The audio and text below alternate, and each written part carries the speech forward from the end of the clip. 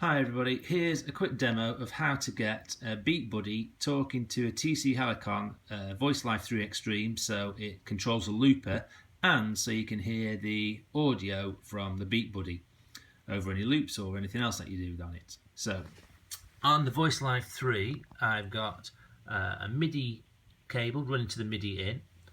I've got the headphone and guitar jack that comes with the unit combined. They're in the correct slots, and I've also got an auxiliary in there which I'll talk about in a minute. So on the BeatBuddy there's a couple of little things that we need to do first so we can get the unit talking to each other.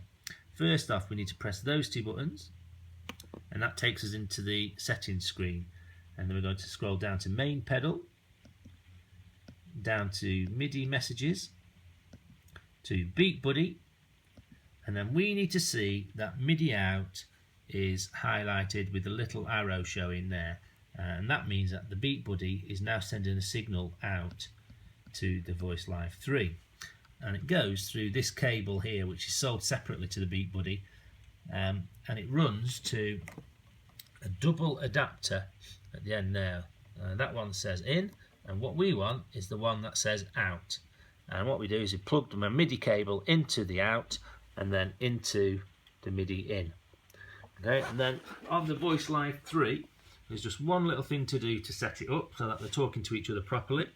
So we go to setup, and then we need to go to the tab here that says MIDI. There it is, and we need to see that MIDI tempo is on, and you use one of these two buttons here to turn MIDI tempo off and on, and it needs to be on. So we press home, and you can see that the MIDI is flashing. This means that the two units are talking to each other, and it means that the BeatBuddy will control the tempo in the looper.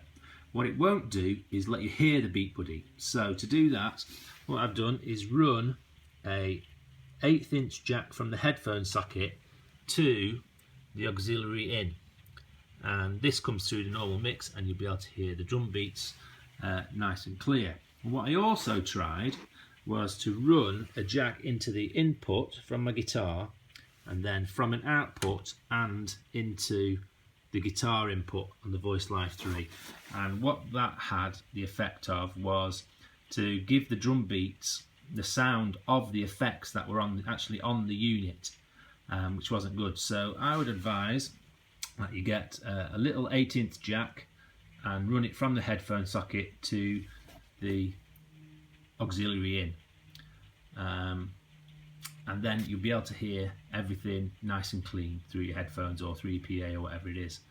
If you've got any questions or any queries, send me a message, let me know. I'll do what I can to help, and hopefully we'll have some more videos about this nonsense up soon.